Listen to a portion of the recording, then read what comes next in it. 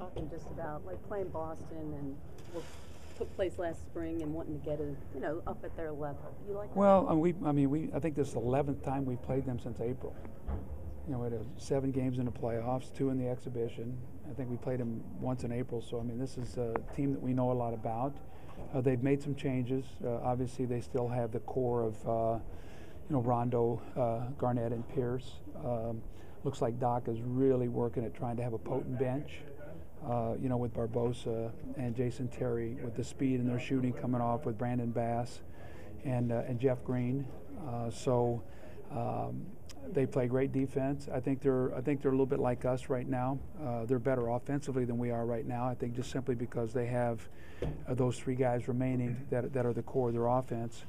But I think they're still trying to figure out who they are. They've made some changes, and I think they're still trying to figure out, the team they're going to be and all. But they're always going to play great defense, and they're always tough in this building. That's for sure. Talk about the challenge, Doug, of trying to figure out who you are when obviously an important piece of who your identity is going to be is not.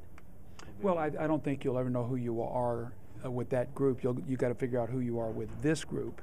And in preseason, I thought we did a really good job with that. And then all of a sudden, we lose Jason Richardson 1 minute into the New York game. So now all of a sudden, that's another huge piece of what we're doing. It's a shooter that we take off the floor. It puts one of our bench guys into a starting role, so it's taken away from our bench a little bit. So, we've the team that we played with in exhibition, we lost 1 minute into the second game of the season. So we're still trying to to adjust to that. So, eventually I would have to think we're a team that's eventually going to make some shots. We have guys who consistently through their careers have shot the ball well. I think we've played good defense in stretches.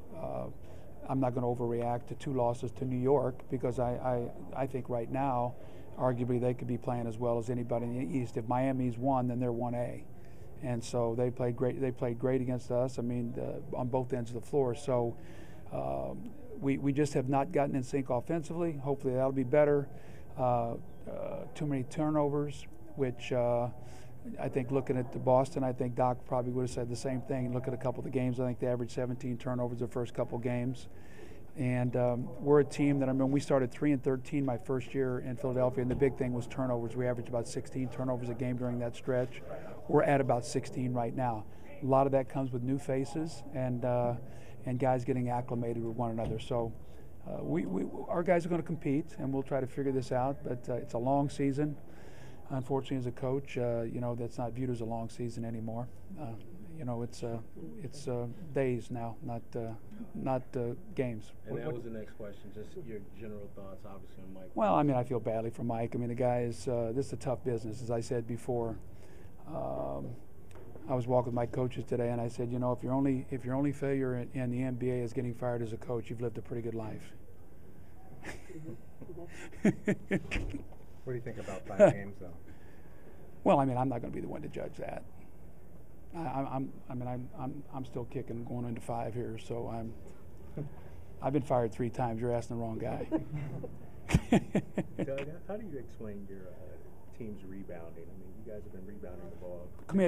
By committee. We don't have the big rebounder. Again, that's where we hope get Andrew healthy. He averaged about 12 rebounds a game last year for the Lakers. We really never had that one guy who gets a lot of rebounds. But our wings rebound, which is going to be key. Jarrell Wright's been a surprise. He's getting about 8 rebounds a game.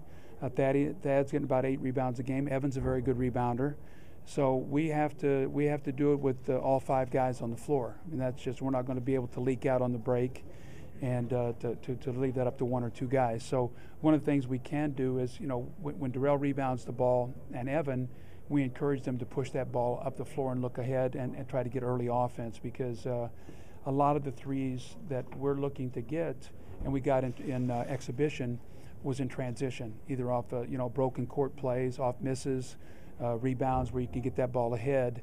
And I want to give our guys the freedom to do that, because, especially when you play a team like Boston. I was just watching the Washington tape, the first half of Washington. I think 7 of their field goals came in transition, so that you've got to find easy points against really good defensive teams. Have you noticed an improved Rajon Rondo through 4 games? Oh, well, I watched the guy in exhibition. This guy is unbelievable. The guy's a great player. He is, first of all, he's competitive as can be. and he's got a great feel for the game. And if you watch him out there, and this is what I've talked to Drew Holiday about, is just about his command of his team, getting guys in the right spots, looking out on the floor. What do you want? Where do we want to go? What do we want to attack on this play? That's all the growth process. And you know, he's an amazing player. I got a lot of respect for that young guy. How has Kwame Brown changed from when you had him in Washington? He's 31, and I'm a grandpa with 5 grandkids. But as a player? He has an identity now. He can post defend. He can rebound the ball. He's no longer viewed as the #1 pick in the draft. I think that that's a burden you carry for a long time, and then eventually what you have to do when you bring him into your franchise is you sell the people on what he does well. And we feel like when Kwame is healthy, he's a very good low post defender. He can rebound. We would love to have him in a game like tonight. You know, well, when you've got 2 bigs that they're playing, so many of the games now are played with that hybrid 4 that it's tough to play 2 bigs. But when you have a lineup where you play Utah with 2 bigs, or you play Brooklyn and they play bigs, and you play Boston and they play bigs, we need those kind of bodies. Our 2 biggest, strongest guys are out of the lineup. And so I know Boston, I know Doc tried to sign Kwame a couple years ago. I mean, he's very good at what he does. The big thing, we just got to keep him healthy. Doug, where do you see Lavoie right now, and do you feel as though sitting him out and putting him in as off the bench the one game was to his benefit? Well, I don't think that had anything to do with it. I think I just think he played better. I don't think that Lavoie reacts one way or the other to that. His pulse is pretty level, you know. So I don't think he viewed that as any demotion or anything like that. We were going to try to get Kwame in the lineup because we needed to get him out there to play him. Otherwise, he wasn't going to get to play.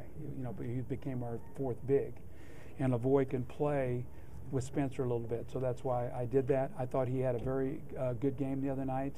He's always in the right spots. I thought he was more lively. He was more aggressive shooting the ball. He had his best screening game, screened the other night, which is what you have to do against Boston because they're so good defensively. And I just thought he played with more joy. I thought he had more fun playing. Thank you very much. Yep.